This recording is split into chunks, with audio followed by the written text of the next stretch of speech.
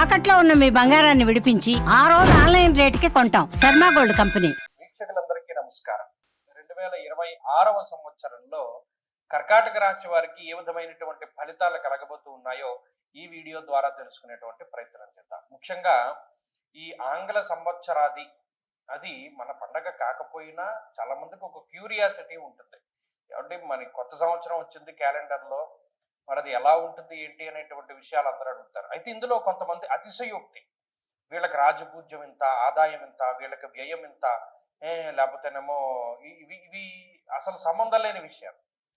ఇవి జ్యోతిష్యాన్ని భ్రష్టు పట్టిస్తూ ఇక మనకి ఒక మాధ్యమం ఉంది కదా, మనం ఏం చెప్పినా చెల్లుతుంది అనేటువంటి విధానంలో కొంతమంది ఉన్నారు. వారిని కూడా మీరు నిలదీయాలి. ఎందుకంటే అనవసరంగా ఈ రాజపూజ్య అవమానాలు, ఆదాయ వ్యయాలు అన్నవి దీనికి అన్వయం కానటువంటి వాటిని తీసుకొచ్చి ఇప్పుడు చూడండి, అనేక రకాల జ్యోతిష విషయాలను పాడు చేసి ప్రజలను భయభ్రాంతులను చేసి అసలు జ్యోతిషానికి అసలు గోచారం చెప్తూ రాశికి చెప్పవలసిన ఫలితాలు లగ్నానికి చెప్తూ అసలు దాన్నే పూర్తి సర్వనాశనం చేసినటువంటి ఈ రోజుల్లో ఇంకా మరలా ఈ నూతన ఆంగ్ల సంవత్సరానికి కూడా ఆదాయ వ్యయాలు పెడుతూ ఉన్నారు. కాబట్టి మీరు ఖండించండి. ఇక మన విషయంలోకి వస్తే కర్కాటక రాశి వారికి అసలు ఈ దీర్ఘ సంచార గ్రహాల్లో ఏ గ్రహాలు అనుకూలంగా ఉన్నాయి అంటే, ఈ సంవత్సరం మొత్తం రాహు అష్టమ స్థానంలోనే ఉంటారు.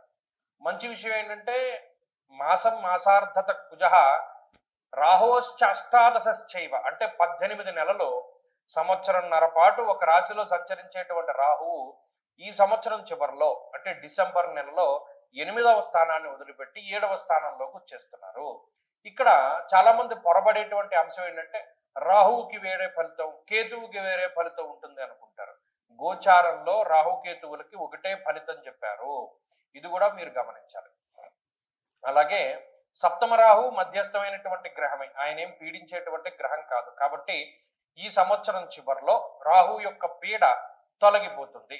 ఇక శనేశ్వరుని యొక్క భాగ్యస్థాన స్థితి, శని భాగ్యంలో ఉండడం వాడిని మందభాగ్యుడిగానే చెప్తారు. అంటే భాగ్యం లేనటువంటి వాడు, ఎందుకంటే మందగ్రహము అంటే శనేశ్వరుడే భాగ్యంలో ఉన్నప్పుడు ఆ మాట మాట్లాడు. నిజానికి అది అంత మనం మాట్లాడడానికి కూడా అది తగినటువంటి మాట అయినప్పటికీ ఉదాహరణ పూరితంగా అర్థమవుతుందని చెప్పాను.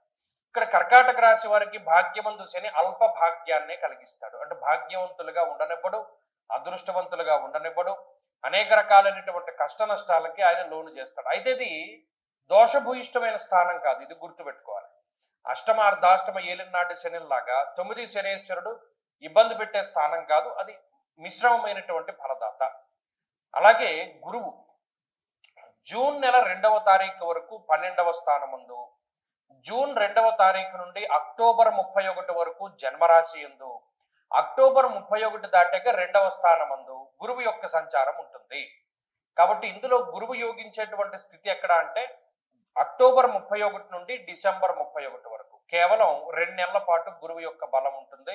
అయితే ఓవరాల్ గా మనం కర్కాటక రాశి వారి యొక్క స్థితిగతులను చూసినప్పుడు ఈ సంవత్సరంలో 25% మాత్రమే శుభ ఫలితాలను వీరు పొందబోతున్నారు.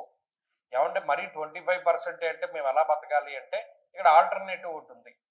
జాతకంలో ఉన్నటువంటి దశాంతర దశలు బాగుంటే గోచార పరిస్థితులు చాలా తక్కువ ఫలితాన్ని ఇస్తాయి. జాతకంలో మంచి దశ నడుస్తోంది అనుకోండి, గోచార పరంగా గ్రహాలు ఇబ్బందికరంగా ఉన్నా అవేమి చెయ్యవు, దశలో కొట్టుకుపోతాయి. అలాగే మన ఇంటి వాస్తు బాగుంది, దశ బాగా లేనప్పుడు దిశ అయినా బాగుండాలన్నాడు. వాస్తు బాగున్నప్పుడు కూడా కొన్ని గ్రహ దోషాలని ఇల్లు కాస్తుంది. ఇవి రెండూ లేవనుకోండి మనం ఏం చేయలేము. కాబట్టి ఇక్కడ గుర్తుపెట్టుకోవాల్సిన విషయం ఏంటి అంటే గోచార గ్రహస్థితి కర్కాటక రాశి వారికి బలహీనంగా ఉన్నది. ఈ మాట చెప్తే నెగిటివ్ కామెంట్లు పెడతారు, కానీ ఎప్పుడు అలా చేయకండి. ఎందుకంటే ఉన్నతమైనటువంటి మనస్తత్వం ఎలా అరవడుతుంది అంటే చెడు ఉంటే చెడు, మంచి ఉంటే మంచి తెలుసుకోవాలి. అంతే తప్పితే పలానా వీడియోలో మన గురించి గొప్పగా చెప్పాడు బాగుందని చెప్పి మీరు రివర్స్లో వెళ్ళండి, రివర్స్ ఇంజనీరింగ్ చేయండి. ఇదే మన భవిష్య దర్శన ఛానల్లో గత సంవత్సరంలో కర్కాటక రాశి ఫలితాలు చెప్పాం కదా, అది మీరు గమనించండి, యాజ్ ఇట్ ఈజ్గా ఉంటాయి. అలాగే ఇవి కూడా ఎందుకు చెప్పడం అంటే నాకు పెద్ద తాపత్రయం ఏముందంటే బాగుందంటే వెళ్ళిపోతుందో లైక్ కొట్టుకుంటారు, సూపర్ అండి అని కామెంట్ పెడతాడు, మర్చిపోతాడు. కానీ అలాంటి వాళ్ళ గురించి చెప్పట్లా. కొంతమంది నిజమైనటువంటి నిబద్ధత కలిగి ఉన్నటువంటి వారు ఉన్నారు. వారు ఏమంటే బాగుందంటే ఫైన్, వాళ్ళు బాగానే తీసుకుంటారు.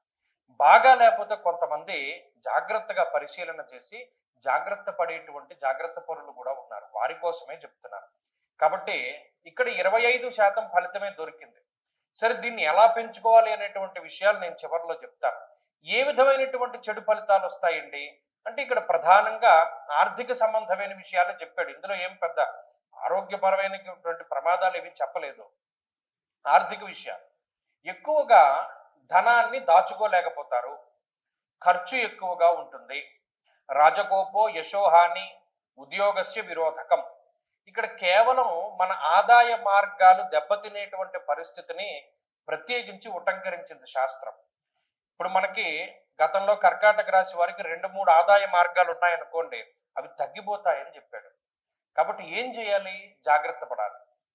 తగ్గిపోవడం అంటే మనం ఏదైనా దివాళా తీయడం అనే అనుకోవచ్చు. ఇక్కడ కొంతమంది జాగ్రత్తగా ఇది మనకు వర్కౌట్ అవ్వట్లేదు, దాన్ని అక్కడితోటి వదిలిపెట్టేస్తే మంచిది అని జాగ్రత్త పడే వాళ్ళు ఉంటారు. సో అలా అన్నమాట. అంటే ఆదాయ మార్గాలు తగ్గుతూ వస్తాయి, తెలుసుకుంటారు. మనం ఈ చోట్ల పెట్టుబడి పెట్టడం మంచిది కాదు, తగ్గించుకోవాలి, మన పెట్టుబడి వెనక్కి తీసుకోవాలి, ఏదైనా లాభాన్ని పొందుతూ ఉంటేనే పెట్టుబడి పెట్టాలి. అలాగే స్టాక్ మార్కెట్, జోదము, స్పెక్యులేషను, బెట్టింగ్లు ఇటువంటివన్నీ కూడా చాలా ప్రమాదానికి కారణహేతువులు. ఎందుకంటే అదృష్టం అనేటువంటిది తక్కువ. భాగ్యస్థానం ముందు శనేశ్వరుడు కూర్చుని ఉన్నారు. ఆకస్మికంగా ధనం వచ్చేటువంటి పరిస్థితులు లేవు. అలాగే అదృష్టం కొద్దీ ధనం వచ్చేటువంటి పరిస్థితులు లేవు. ఈ విషయాలన్నీ కూడా ఈ రాశి వారు గుర్తుపెట్టుకోవాలి. సో కష్టే ఫలి, కష్టానికి తగ్గ ప్రతిఫలమే వస్తుంది. ఇది ఒకందుకు ఇది కూడా చాలా మంచి విషయం. కొన్ని రాశులకు ఏం చెప్పాము? కష్టానికి తగ్గ ప్రతిఫలం రాదు మీకు అని చెప్పాం. కానీ మీకు కష్టే ఫలి, కష్టానికి తగ్గ ప్రతిఫలం ఖచ్చితంగా వస్తుంది. కానీ మీకు సంవత్సరం ప్రారంభంలో చూసుకుంటే ఫస్ట్ హాఫ్ కన్నా సెకండ్ హాఫ్ చాలా బెటర్గా కనబడుతుంది. రెండవ సగం ఈ రాశి వారికి చాలా బాగుంటుంది. అంటే జూన్ దాటిన తర్వాత గ్రహస్థితులు అవి మెరుగ్గా ఉంటాయి. సరే, ఓవరాల్ గా ఒక 25% బాగుందని తెలుసుకున్నారు. ఇటు ఉద్యోగ వ్యాపారాలు అంటే ఏ పరిస్థితి చూసినా ఇవే కండిషన్స్ కనబడతాయి.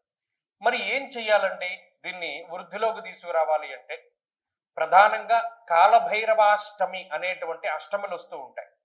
కృష్ణపక్షంలో వచ్చేటువంటి అష్టమి తిథి రోజున ప్రత్యేకించి కాలభైరవుని యొక్క ఆరాధన చెయ్యండి. ప్రతి నెల కృష్ణపక్ష అష్టమి తిథి రోజున కూష్మాండ దీపం పెట్టుకోండి.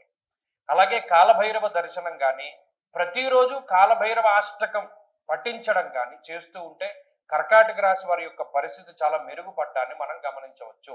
ఇర్రెస్పెక్టివ్ గ్రహస్థితులతో సంబంధం లేకుండా కాలభైరవ యొక్క ఆరాధన మీకు చాలా మంచి ఫలితాన్ని ఇస్తుంది. అలాగే ఎలాగో సంవత్సరం చివరిలో 2 నెలలు యోగిస్తూ ఉన్నాయి కాబట్టి మంచి విషయాలన్నీ ఆ 2 నెలల్లో జరుగుతాయి. నెక్స్ట్ ఇయర్ కూడా చాలా గొప్పగా ప్రారంభం చేయగలుగుతారు. సంవత్సరం చివరికి వచ్చేసరికి గురుబలం పెరుగుతుంది, రాహు యొక్క ప్రతికూలత తగ్గిపోతుంది. ఇవన్నీ మంచి విషయాలు ఉన్నాయి కాబట్టి అవన్నీ కూడా చాలా అద్భుతంగా ఉంటాయి.